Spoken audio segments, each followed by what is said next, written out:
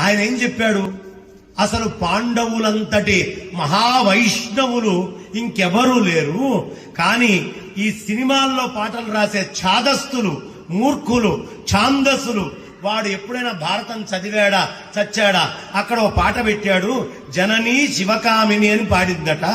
ఆ పాట ఏంటయ్యా, అదేదో చెప్పు అని వెటకారం చేస్తూ నలుగురితోటి మాట చెప్పించుకొని జననీ శివకామిని, అసలు ఆ పాట లేనే లేదు, ఏది పడితే అది రాసి ప్రచారం చేస్తారు అని ఆయన చెప్పాడు. నీకు ఆ భారతం ఎక్కడి నుంచి వచ్చిందయ్యా? వ్యాసుడు చెప్తే గణపతి రాస్తేనే వచ్చింది కదా. శివ కుటుంబం నుంచి వచ్చిన భారతాన్ని తీసుకొని అందులో శివుడు లేడు అని ప్రయత్నం చేస్తావేమిటి నువ్వు? ఎంత మూర్ఖత్వము, తెలివి తక్కువతనము! అంతకంటే ఇంకా పెద్దవాళ్ళని ఏం అనలేము. ఇంతకంటే ఈ మాట చాలా అర్థమైతే అది ఎంత పెద్ద మాట. ఎప్పుడూ శివద్వేషం పనికిరాదు.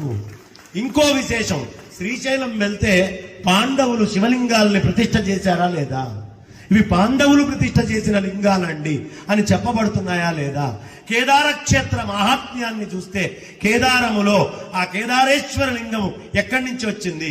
పశుపతినాథ లింగాన్ని ఆ మహాభారతంలోనే పాండవులు కొలిచారా, కొలవలేదా? నిజమైనటువంటి వైష్ణవులు పాండవులే. ఎందుకు? వైష్ణవానాం యథా శంభు, ఎవడు శివుణ్ణి కొలుస్తాడో వాడే నిజమైనటువంటి వైష్ణవుడు అని ధర్మశాస్త్రాలు చెప్తున్నాయి. గట్టిగా కొట్టాడు. ఇక్కడ చప్పట్లు చింతలు పోయేంత దూరం దాకా పోవాలి.